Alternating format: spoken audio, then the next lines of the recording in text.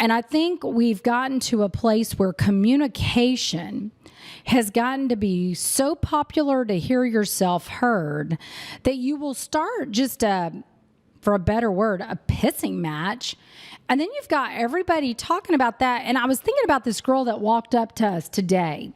And she said, Gaylan, I so related and resonated with what you said from the stage. I've walked away from a 6-figure salary. You know, I get out there in these groups and I'm like, oh my gosh, what have I done? And I said, I know. And I'm trying to put a stop to that because I think you can call yourself a leader, but if you're not actually leading people to the water, you're not leading. I think it's a pleasure to talk with people like yourself and be able to spread that message that there are people out there like us that would be happy to help you, to give you an encouraging word. And if you are in a group or in a chain of conversation or an email and something comes across the wrong way, or you feel like someone treats you poorly, first of all, question yourself if you're reading into it. I'm always a big believer in saying, what did you make that mean? Because someone else's comment means absolutely nothing. They can't influence your feelings until you have a thought about that comment. So number one, don't give them all your power. That's it. Don't give them all your power by doing that. You have your own perception of what that was.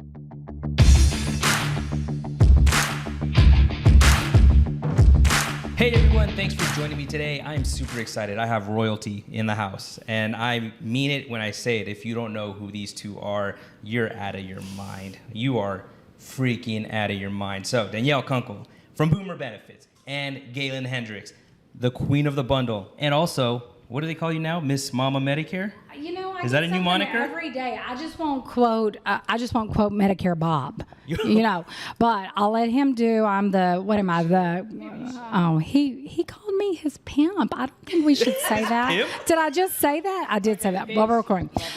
So he calls me the godmother of Medicare when he's in front of a ton of people. But when we're at dinner, you know, it's that bad P word. Wow. But he means it with love. I'm sure he does. And we love him. So, yeah. But no. So yeah, Queen of the Bundle, Medicare Mama, according to Christian Brindle. You know, but you know what? We're with royalty. You're here in Texas. Yeah. Hey, I'm telling y'all, Eric is one of the best interviewers ever. So if y'all need that and you buy a CRM, I'm plugging him. Take him up on it. So I'm going to pass it back to the real royalty since we brought her to the house. Yes. Well, thank you guys so much for being here. I'm really excited.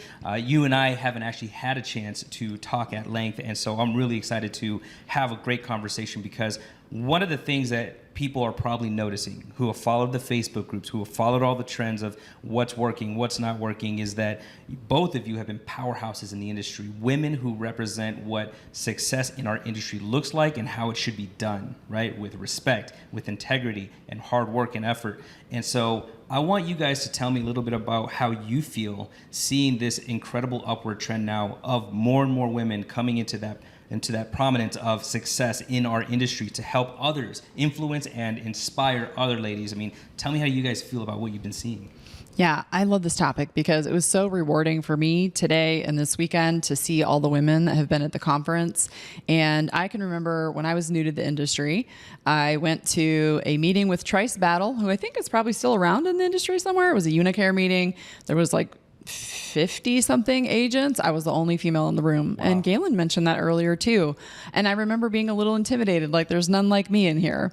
And I asked a question about, is anyone doing sales digitally? And everyone laughed. They thought that was funny. You can only work with seniors in person and they don't use cell phones and all this stuff that all of us know is not true.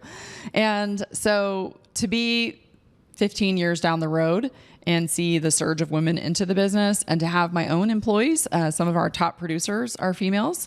They're great educators. And I just love seeing the confidence of people coming out into this industry and saying, hey, this is somewhere where I can bust the glass ceiling, or there is no glass ceiling. Yes. And I can have every opportunity to earn as much as I want for myself and my family. Yeah, and that's one of the things that I've really loved about watching you in the marketplace is that you were very stealthy, right? Because you weren't really out be trying to be an influencer. You were just doing what was best for the consumer and doing what was best for growing your business and then helping others along the way. And so now, it's kind of, you've gotten to the point where we're not going to let you fly under the radar anymore. Like, we're going to make sure everyone knows who you are. Now you sound like Gaylan. Don't, you could look at the queen. I mean, she can't walk anywhere without being stopped a million times. And that's what we want. That's what I always want, right? I desire that because I love Gaylan. She's one of my favorite people, and she truly has a heart for people. And that's why anybody who's on my podcast, that's what I'm looking for. I want to look for genuine people who put others ahead of them because they know that the money always follows, right? So I'm glad you're here, and I'm glad that the trajectory we're on right now with more and more women coming into our marketplace and becoming successful and following in your footsteps. It's just an awesome thing to see. There's another thing that always, I guess what I've been noticing, and I've brought this up in my private group a couple of times because it's just something that's been slightly concerning to me. And I've noticed there's been a little more negativity than normal within the groups. There's been a little more, I guess we can call it drama that's been going on. And the reason that I say it worries me, the reason I even brought it up, is because I've been on both sides of the fence. I was in the recruiting space for 12 years. I was incredibly good at it, so I know how the whole program works on that end. I've been in the call center space, so I know how the program works. I've been an independent agent, so I know how the program works. And when you have that kind of knowledge where you've seen the whole enchilada, you kind of sit there, and when you see people making certain types of comments, you're like, that's not really correct, or that's being misrepresented. And one of the things I want you guys to talk about is, when you see that, what do you guys start to think, and what do you guys feel we should be doing to course correct? Because I don't think that was the intention with any of our groups. The intention was always to help others. And now it's not that it's gone completely sour, but it's happening more than it should. And how do you guys feel about that? I guess I'm on. I think, first of all, that's why I started the keynote off at 8% Nation with a little bit of that. As you know, because you were in the audience, I showed a slide presentation representing all of our friends that we hang out with that are influencers, the word you've used. And that's why I wanted Danielle here. I do think she's an influencer, and I think she's a boss babe. And, what I want to do, and Eric, you're always so kind to me, but I get that from a lot of people. And I was just very fortunate. I had parents that were dirt poor, but they would still give the shirt off of their back and then go sell Coke bottles to buy us food the next day. And what I love seeing is that in our industry. And we've always had that in the senior part of it. Yeah. And that's one of the reasons why I didn't want to be in the underage 65 market anymore, because there was so much backbiting and bad mouthing and name calling. And, it just got frustrating. And I don't work well in negativity. I just don't. It's not my jam, and I'm really good about taking myself out of it. And I was looking at some Facebook groups one day, and I have a lot of people that will now just instant message me, and I've given a lot of these people my cell phone number and a lot of these people my email address. And literally the last 3 weeks, we had gone to a happy hour, and I was like, girl, you won't even believe what my email's blowing up with. And when I went to Ms. Medicare, as you know, I call it on both sides. I love being Switzerland, but I'm like, I call it bigger and better than Switzerland, because I'm going to call you out if you're great, and I'm going to call you out when you're wrong. And I think we've gotten to a place where communication has gotten to be so popular to hear yourself heard that you will start just for a better word, a pissing match. And then you've got everybody talking about that. And I was thinking about this girl that walked up to us today. And she said, Gaylan, I so related and resonated with what you said from the stage. I've walked away from a 6-figure salary. I get out there in these groups and I'm like, oh my gosh, what have I done? And I said, I know. And I'm trying to put a stop to that, because I think you can call yourself a leader, but if you're not actually leading people to the water, you're not leading. You're leading people to the barren desert. nothing against you, Eric, but I'm here. Phoenix is awesome. Hey, I love Phoenix, and he knows it. In the winter, I want to go see Eric all the time. But when I first started going there, everybody would say, well, 107 dry heat's not that bad, and I'm like, no, 107 heat is heat. And that's kind of how I feel like some of these Facebooks are. They're just getting too hot. And like I'll hear Danielle say, gosh, Gaylan, I just kind of look at it. I don't even say anything because I might go off on people. And I'm like, we need to stop that. Not just the women. I want you to hear me say that again, y'all. Not just the women. Everybody. It is, a matter of fact, I will tell you there's more men causing drama right now than women. And I can't believe that I'm dealing with that right now. That's something I didn't see coming. But what I really want to challenge all the folks that listen to this on is, it's like I said about Pam, my best friend that was sitting there. She goes, oh my gosh, y'all work in the best industry in the world. Y'all compete with everybody and y'all are friends. And that's why we love this business. You heard, if you get the 8% Zoom, or if you're here at 8%, or if you watched it virtually, you heard some of the best in the business sitting on that stage, having fun. And while I drug Danielle here kicking and screaming, I don't have to do it anymore. She's loving it here. And it's because, she feels like she's helping people. You get to a point in your life, and I know some of you aren't there yet, but I want you to hear me. I'm not going to tell you to take out a pad and write it down. I just want you to remember it because you'll get to play this again. I hope you do. We need all the hits we can get on Eric's YouTube channel. But I did learn something from Cody in this meeting. But, we heard so many great speakers talk about, it's so hard to get to the top. But when you get there, cherish it. Be excited about it. There's nothing more fun for me than recognizing somebody like her, or recognizing a Bobby Beige, or, getting that call, hey, Gaylan, here's what I did. And, I went through major emotional roller coaster this week. I am wearing my integrity pin, just for the record. You are? Yes, there you go. I'm wearing it. Yeah. And I'm wearing my Women in Insurance Niches pin, like I said, from the stage. I'm honored to wear these. We're part of a group that really wants to encourage others. And, one of the things that's really important for me to show Danielle during this conference is how much she's needed. I think your comment about seeing all these women out there and the surgeons, it's just not our salespeople, it's our staff. Danielle has some boss babes that work for her that are, I love when she says, they're smarter than me. I mean, how great is it to work for somebody that says, I want that person because they're smarter than me and I can learn from them. So, I know I went all the way around the world like I normally do, but, that's my success reason. But I do love people, and I do want them to do well. And I like high fives. I mean, if you've ever been on a bowling league or a basketball team or volleyball, that's the fun part, right? We all want to win, but that high five, that just touching somebody's hand, just radiates through your body, and it makes you feel like you're part of a bigger picture. Yeah. And I think that's why athletes worked so hard to get to the World Series, especially if they've been there before, because they know that feeling. They got a bank account full of money, but they'll tell you time and time again, it's that feeling on the inside, and it's because of all those young folks playing with them that they get to see it. Jeter said it best. I'm getting ready to get to retirement, but the idea that I get to win another one with these guys and they'll remember me being here. Well, I'm not Jeter. I think we have the same work ethic, but I love that. I love being the older of the group and taking all of these women and men to the World Series, the championship. That's one of the things that I think one of the indicators of the most successful people in our industry, because this is a relationship industry.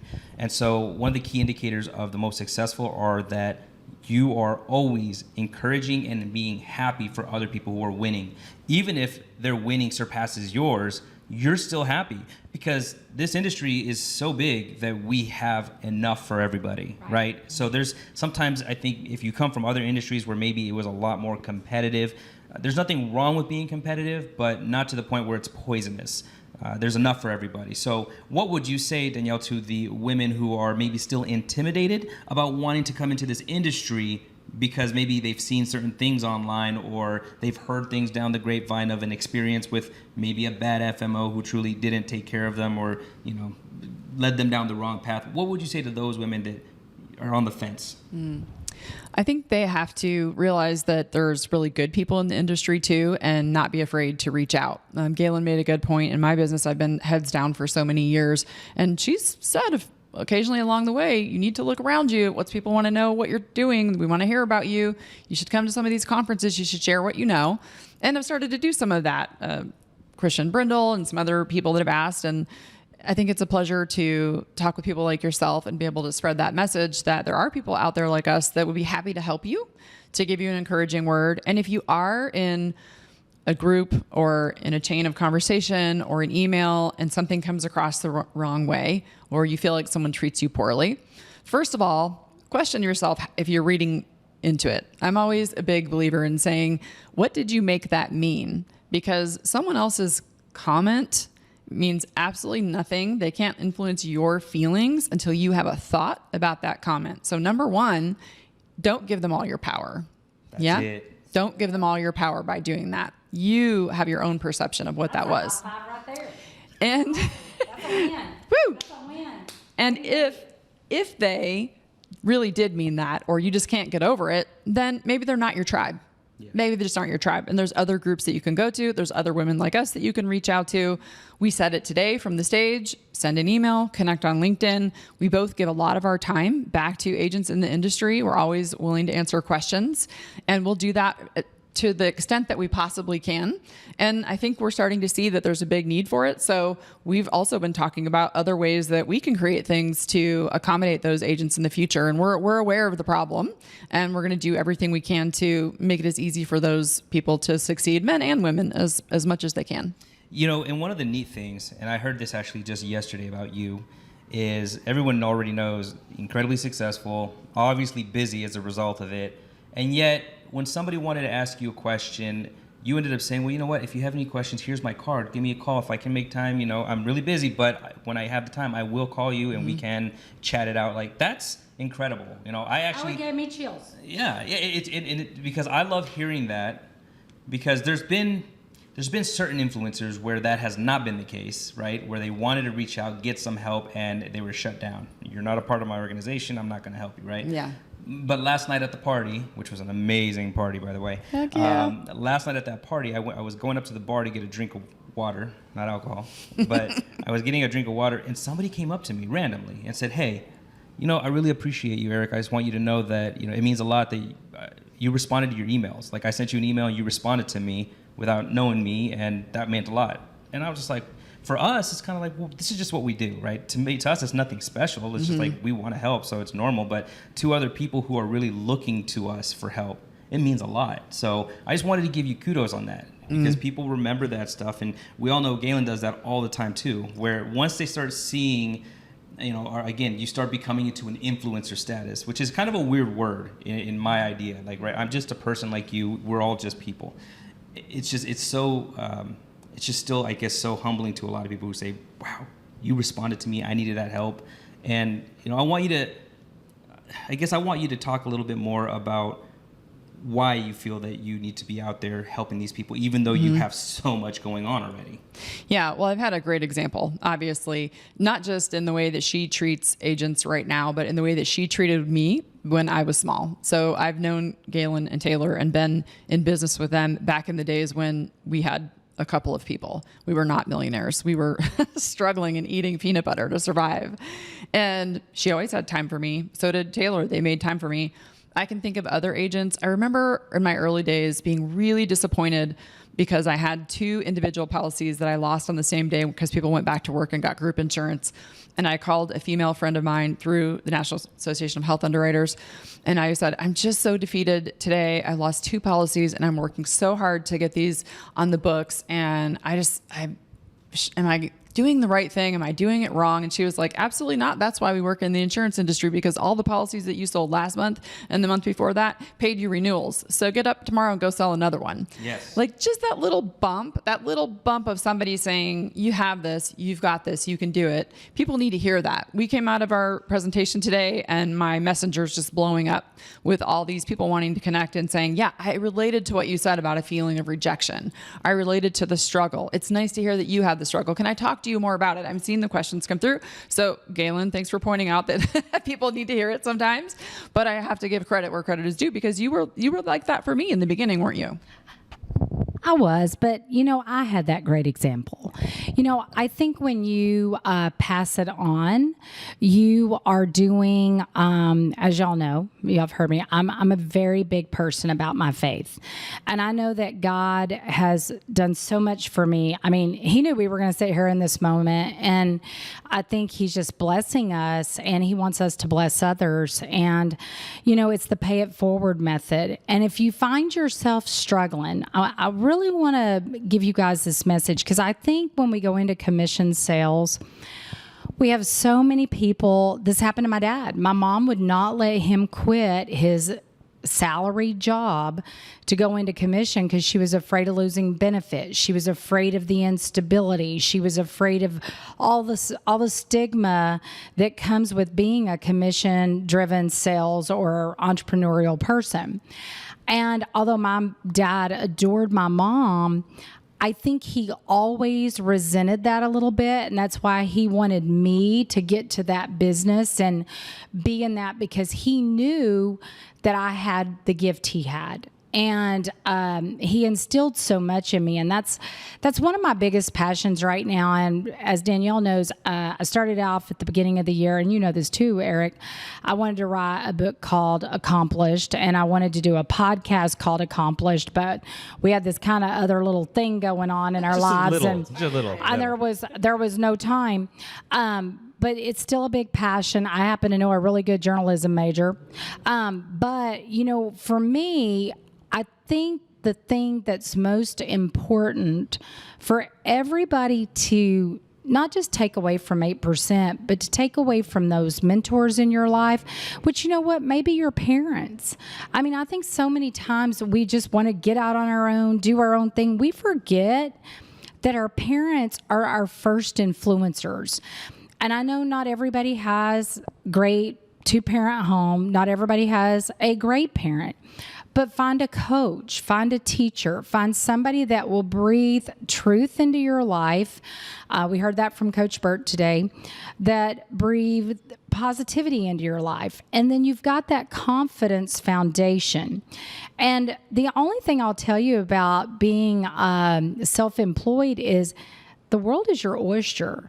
Yeah, you have to do taxes differently, but shoot. I mean, we're all going to be hit for taxes. It doesn't matter if you're a W-2 or if you're a 1099. Get ready, because it's coming. If you believe in the capitalist system and you want to better your life, really pay attention to who's running for office. I'm not advocating Republican or Democrat. Danielle and I are of the same school. We wish nobody would tell us that they were a Republican or Democrat. We just want to know the way they vote. And, taxation is a very important part of it. We work really hard. When you are a self-employed business person and you're hiring staff and you're taking care of office expenses, you need those write-offs, because that's what allows you to pay your people better. If you're working for a small business owner and you're irritated that you're not getting a raise, well, you might want to check who you're voting for, because they may be dictating what we do. Right. That's what I would challenge all of you to do is, really investigate not just going on commission, but what that looks for you. I think Taylor said the long play. Look down 5 years, 10 years, 15 years. I never in 100 years, and I'm very private. I'm very humble. I never ever wanted anybody to know what I made. And the other day I had a girl message me and she said, "How old were you when you became a millionaire?" And I thought about that a long time, and that just sat there. And I think You were thinking about whether you wanted to answer it? Yes. Okay. Because I was like, well, she thinks I'm a fraud now because I've gone a week. Because I was uncomfortable answering it. One, I don't want to sound prideful. That's very important to me because I worked around a lot of egotistical people. We all have. Yeah. But number two, I keep that very private. I'm a private person. She's a private person. We're private people. But when I left the position I was at, walking away from a 6-figure salary, I had a fake $1 million bill. And I wrote on that $1 million bill that I would be a millionaire in 24 months and I would be debt free.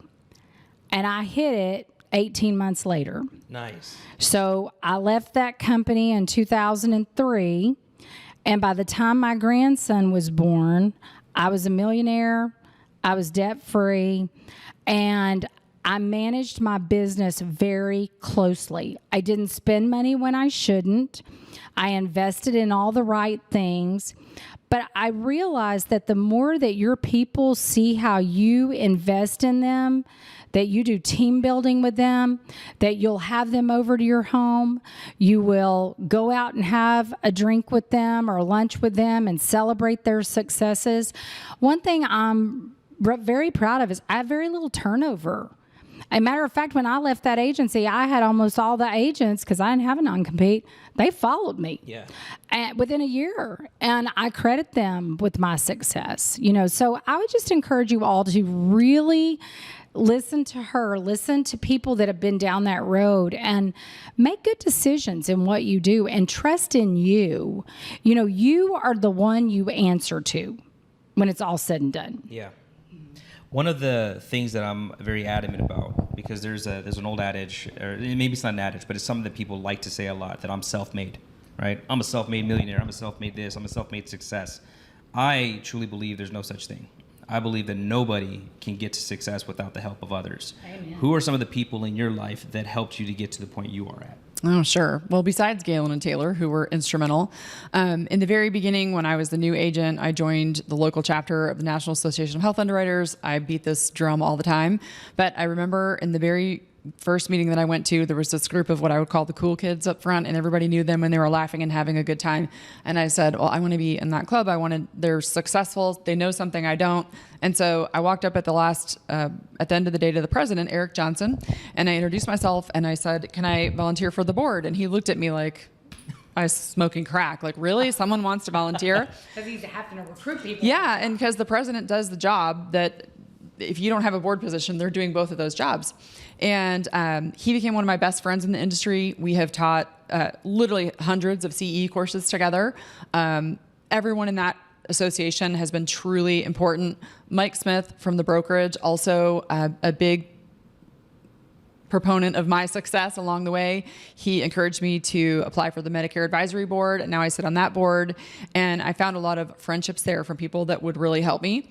My brother, obviously, the one that we never see, he's hiding in the background, but he's the one, whenever I set a goal and we were talking about the numbers, at the end, he adds a 0 or 2 to the goal. And that's kind of his frame of reference. He thinks bigger than I do. Right. And it's good to have people around you that will think bigger than you. Right. Sometimes we like to keep it small, especially an introvert, a heads down worker like me. And you need to have people around you that will encourage you to get out there. Absolutely. Well, so, one of the things that I know a lot of people are curious about when it comes to how you get in front of people, they think of you as the queen of SEO, right? They know that a lot of traffic that you get is generated through a website that you've spent a lot of time on, and you're huge on content creation. So what is it that made you have the foresight to know this is the route you should be going, even with seniors who they thought were technologically challenged? Like, how did you have that foresight? Yeah, well, I knew that my parents did all sorts of stuff on the internet, and they were the coming wave of baby boomers. So yeah, maybe your World War II generation seniors, certainly some people out there that said, not going to learn the computer thing. But everybody else, we were working on computers in the late 80s and early 90s, and those people are going to age into Medicare, and you've got to know that eventually they're going to be using digital means to buy insurance products. And so sometimes you just have a hunch in the business, and it's that little inner voice that you need to act on. and not be afraid to take the risk. You can ask people questions, see if they agree with you. But like I said in my example earlier, where everyone kind of laughed me out of the room, I just kept thinking we could get on the wave here. We could be at the forefront. We can get ourselves out there digitally before anyone else. And I was right. Yeah, you pioneered. Yeah, you have to recognize the inner voice that's telling you something that you know you can achieve. How important would you tell other agents? Because there's still a very large sector of agents who still do things pretty old school. And obviously, you know, you have your own call center inbound. You have your call center. So how important would you stress to the other agents who are still not utilizing technology, not utilizing the automations, not utilizing systems to make the processes more efficient? How important is that? Are they going to be left in the dust? How much more time do you think they have before they see an impact on their business if they don't adapt? You're always going to have some people that like the old school approach. There was somebody that met with me just recently here in the last couple of days, and she was telling me that a lady came into her office and she'd said, I watched all the Boomer Benefits videos and they're amazing and I want to work with someone like that, but I want someone local. And she said, thank you for helping me close that sale. And I said, well, thank you for introducing her to my brand, because now she knows who we are. So, you know, this is one of these things where the client actually introduced the agent to my brand, and then that agent is now following me. So thank the client, please, because we appreciate that. And any view that I get is going to be a good view, right? Right. There's always going to be some kitchen table business, but it's going to be harder and harder to scale. You can only run so many appointments a day. And I think that they're very physically and mentally draining. At some point, you have to decide, if I want to level up, then I'm going to have to find a way where I can have more appointments each day. You could hire additional agents and you can all run appointments. Maybe that's how you achieve it. But in my opinion, it's easier to do right from your computer and your phone. You can use Zoom if you prefer to do that, and the client wants a face-to-face. We don't use that in our business, and people buy from us all day long. We sell thousands of policies every month, and they're happy to work with us by phone. So you're missing the wave of people who is leaving that kitchen table sale behind, wouldn't you say? I think COVID proved it. I mean, I cannot tell you how many face-to-face agents called me and said, I'm going to starve. Can you help me? We saw it with a large national organization who never thought they were going to cross-sell cancer, never cross-sell this or that. And man, they killed it because we gave them a simple script. It was pretty easy to call that book of business. It's a very cheap conversion when you think about it. There's really no cost per acquisition, as Medicare right. Bob loves to talk about. So it's really all about ROI and lifetime value, because you didn't spend anything to call that client. But I think it's eventually going to go away. You know, there's so many things right now. Like my husband the other day wanted to get a new ATM card. There was not an option to do anything other than a DocuSign. And I was working stressful days, and he came in, I need you to help me with this. And he is a senior. And I was literally like, oh my gosh, just pull it up and click it. It's click, click, click, click, click. He goes, okay, I'll get it if you'll just show me one time. And that's the deal, right? Yeah. You show somebody one time.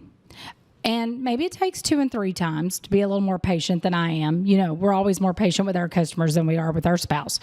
But at the end of the day, I think when you show an agent you're working with how simplistic it is, they don't want to do paper anymore. And I'll tell you what, if you're running appointments in Dallas-Fort Worth, you don't want to be in traffic. You know, if you're running in BFE, you know, we're small town USA. Some of y'all just figure out what BFE means. You know, it's different. Yeah. You know, you can get from the city center to their appointment in 20 minutes maybe. But here in Dallas-Fort Worth, you're spending 2 hours round trip in a car that you could have already written 4 more applications.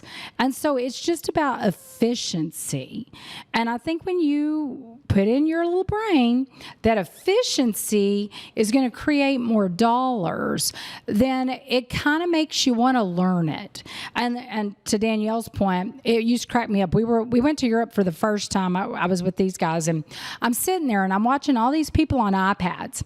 And Dan says, what are you doing? And I got up and started sitting by these seniors. And I said, I see you're on an iPad. What do you love about it? And I would hear it over and over, because they were Americans. They were tourists. Yeah. Well, it's not a computer. And I can see my son. I can see my grandchildren. I can do my banking. I can order this and that. And they did not relate it to a computer because they read on it. It was their Kindle or their music or their TV on the airplane. Perception. It's perception. And so I took that and I started talking to carriers about creating an iPad app. I'm like, when you say, hey, we're going to send you a DocuSign or you're going to go online, they're like, oh my gosh, everybody's going to hack into all my money. But when you say, hey, just click on the app on your iPad and say yes, no, click, sign, they're like, oh, that's just like reading a Kindle or shopping at Amazon, So it's perception. And it's about pitching something that they love. That I will tell everybody, that's the secret to my success in cross-selling. Building a package that they say, I have to have that. I want that. I lost that benefit. It's not that I'm super salesperson. I mean, I'm pretty good at it, but it's just about building a system that's easy for anybody to use and do. I think that's the real key. 100%. Well, I lost track of time as I always do when I'm speaking with the Queen of the Bundle. So I apologize because I know you do have another appointment to get to. So again, I want to thank you guys so much for being here. I know you're taking time out of valuable time of yours to come and talk with me, and it was really a great pleasure. And I would look to also talk with you some more often as well, because Gaylan and I always get together and we always have great conversations, and I'd love to have more. She's ready to go to Scottsdale. Awesome. Okay. You need to come out to Scottsdale. I would love to do that. Yeah, it'll be a great especially in the winter time. She hates the cold weather. Yeah, so good. Well, my pleasure, and thanks for what you do for the agent community as well. And we know that you have a lot of service in what you put out there, and I think it's amazing. I appreciate it. Get Thank a CRM. It's easy. I can operate it. So can seniors. It's amazing. We could actually bring seniors in as an insurance agents because his CRM is so easy. I can do it. So buy it. All right, guys. Thanks so much for watching, and we'll see you on the next video.